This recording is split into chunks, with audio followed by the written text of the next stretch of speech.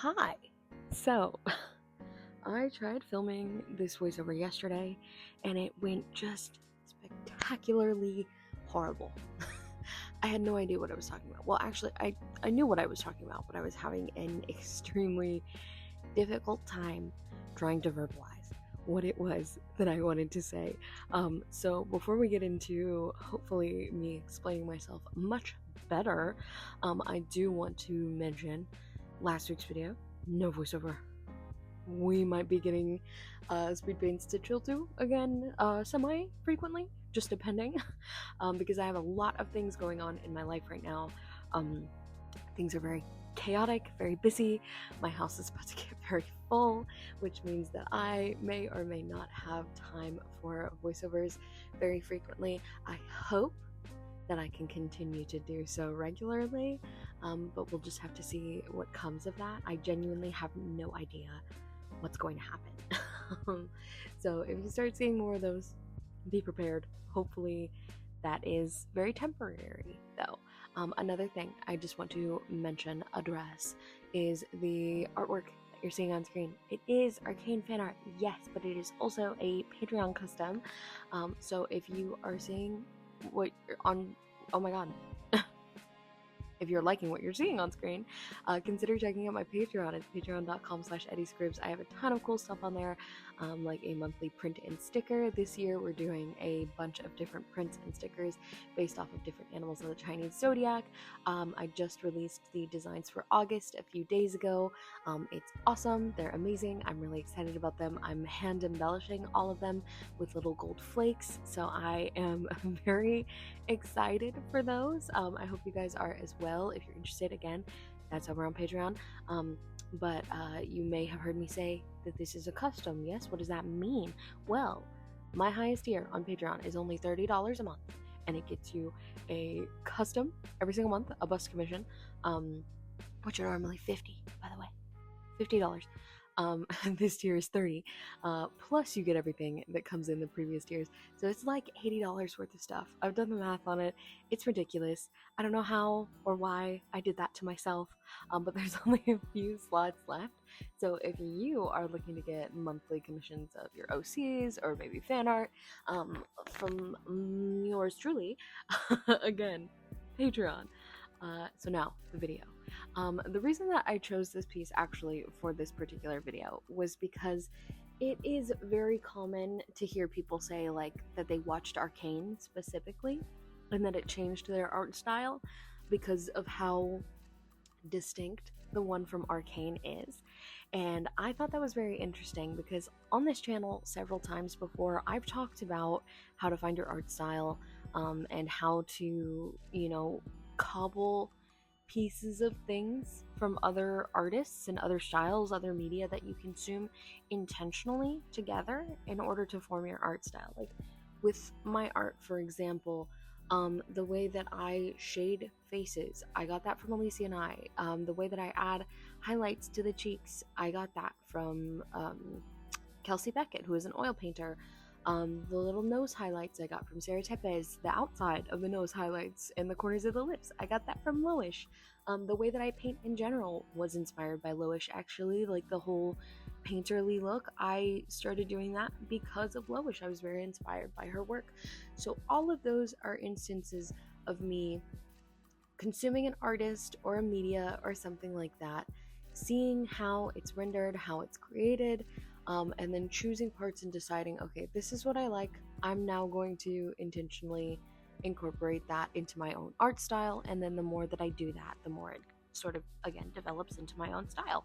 But I've never talked about how accidentally not accidentally consuming media, but how consuming media can accidentally change your art style. So back to Arcane, for instance, I thought for the longest time, I was like, I'm not one of those people that had an art style shift after watching Arcane. I thought it was a gorgeous show. I haven't drawn much from it. I've only done like 6 pieces, and all 6 of those were Patreon customs, or not all 6 were Patreon customs, but all 6 of them were commissions, some of which were Patreon customs.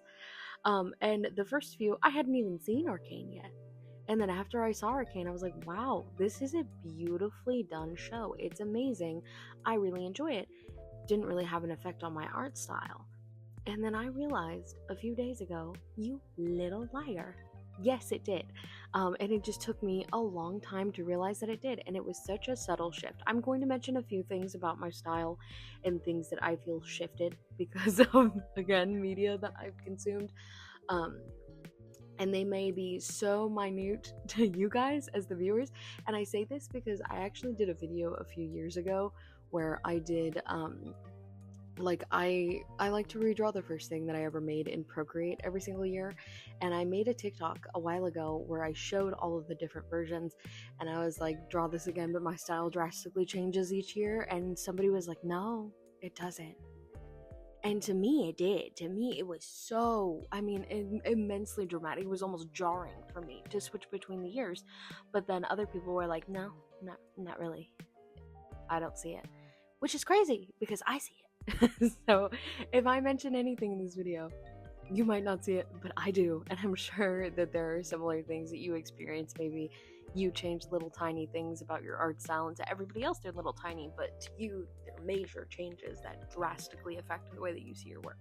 So anyways, sidetrack, getting back into it. So with Arcane, I was like, I was not affected by the art style at all. And I realized I'm a liar because I don't know how to explain this. There's like a little part of the inner corner of the eye in between that tear duct and your nose that creates like a really drastic shadow, or could create a drastic shadow depending on the lighting and stuff. And Arcane puts a very heavy emphasis on this area. All of the characters have very like sharp planes there. They make it very obvious with like the shadow and the highlight that there's like that shift, if that makes sense. And I realized that I started drawing that after I did the first drawing I ever did of Jinx, because when I did that, it first of all was a commission, so I did really want to make sure that I had the likeness of the character down, and also I hadn't seen the show, so I really was sitting there and looking and studying the style, seeing, okay, what makes Jinx look like Jinx. And for me it was those little inner corner tear duct thingies. And then I just kept doing them, and I didn't even realize that I had kept doing them and that I had started doing them because of Arcane. It was just something that I drew for that piece, and then like apparently made a mental note of it and just kept doing, and now it's one of my favorite like parts of shading the face, having that inner corner that I didn't used to do. And I realized that like 2 days ago, which is what prompted this video. It's why I chose this piece. And why I'm talking about this, because I realized like I've talked about intentionally doing this, but I've never talked about like how watching a thing can unintentionally inspire you. And then I realized as I was recording this yesterday, that's not the only thing. Like, for example, I've been really struggling with drawing eyes the last couple of months, I would say, because I realized that I'm kind of like unintentionally changing the shape and how I used to draw them. I know, again, this might not be visible to you guys as the audience, but to me as the person who is putting the marks down on the page and struggling to make them, I'm realizing that there was a change or something happening somewhere. And I realized it's because of how many Fullmetal Alchemist studies I've been doing, because one of my favorite things to do is take a screenshot from Fullmetal Alchemist. And again, this is kind of like an almost opposite, like this is me taking a screenshot and then trying to put it into my style. So I'm not studying the style from Arakawa or Studio Bones or whatever you want to call it. I'm not studying Fullmetal Alchemist's style. I'm trying to take that screenshot and put it into my own style, but it is unintentionally shifting and changing the way that I draw faces and the way that I draw eyes and stuff, because I realized I started making faces a little shorter, which I'm trying to get out of because I don't want the lack of animation. It's very frustrating actually getting facial proportions right sometimes with that, but more it has affected the way that I draw eyes, which is what I was talking about, because I realized I do kind of more of that like separated, like lid, if that makes sense. You know how anime eyes, they're big, so you have the big top lid and then it's like the white and a little bit of separation and then the bottom lid. I've been doing that, but not super drastically. Obviously a lot of the pieces I do, they still connect, but it's the way that I draw them and how I connect them that's changed a little bit. And sometimes that can be incredibly frustrating because I'm like making it and it's looking wrong and I don't know why.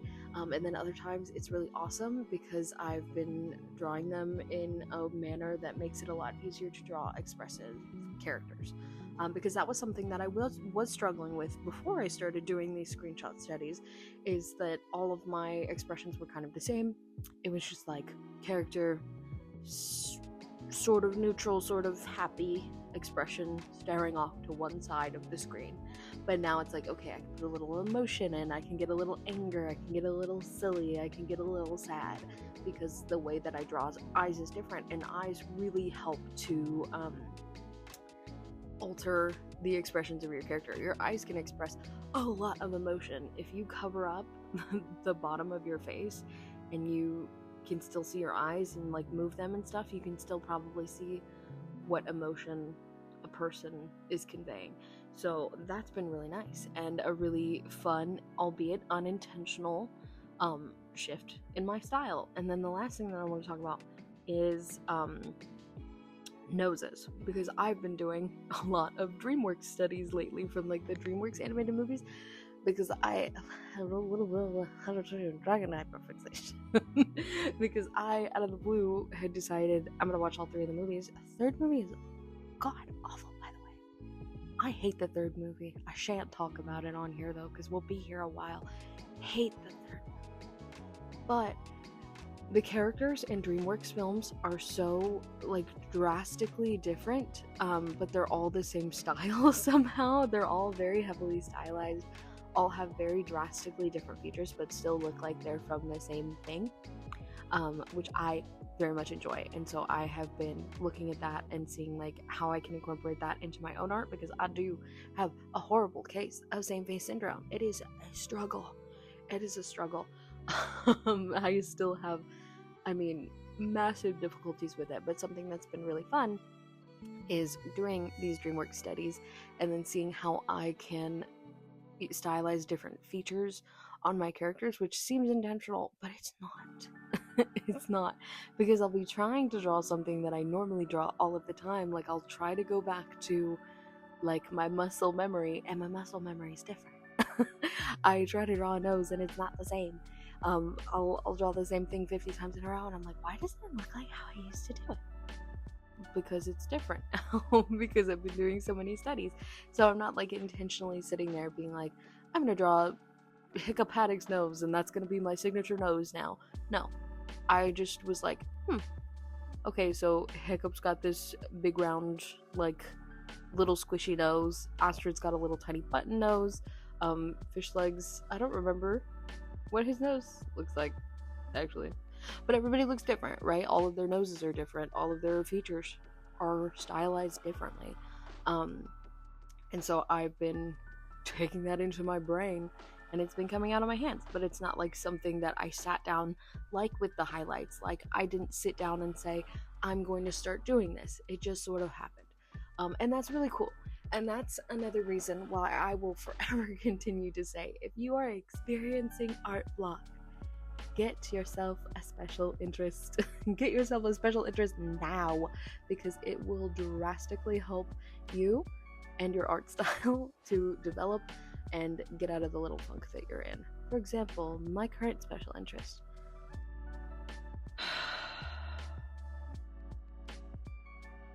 It's supernatural. Because apparently I've decided to get back into all of my fandoms from middle school. It's supernatural, and I struggle to draw men.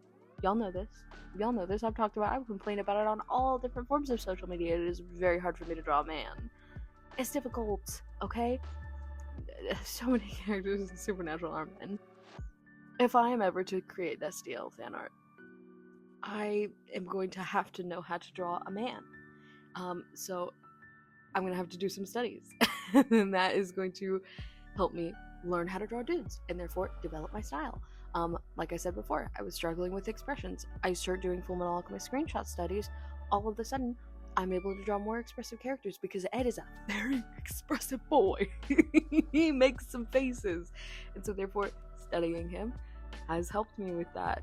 The DreamWorks one, again, How to Train Your Dragon, Rise of the Guardians, helped me a little bit to start varying some features on my characters, start recognizing like little things that characters have, little things on their faces that make them look different, or maybe big things that make them look different but still look like they're from the same art style. So, if you're having an art block, get into a thing, because whether or not you know what it is about you like that thing, what? Hold on. Whether or not you know what it is about that thing that you like, does that make sense? You know what I mean. It will shift your style intentionally or unintentionally, and your art will improve, and also you get to draw that thing that you like, and it's fun. So that is pretty much it for this video, you guys. I hope that this was a lot more coherent than the one from yesterday. It feels like it was, so hopefully it was. Before we go, I want to give a huge shout out to all of my patrons, especially some of my newer patrons. I appreciate you guys so much. You guys are amazing.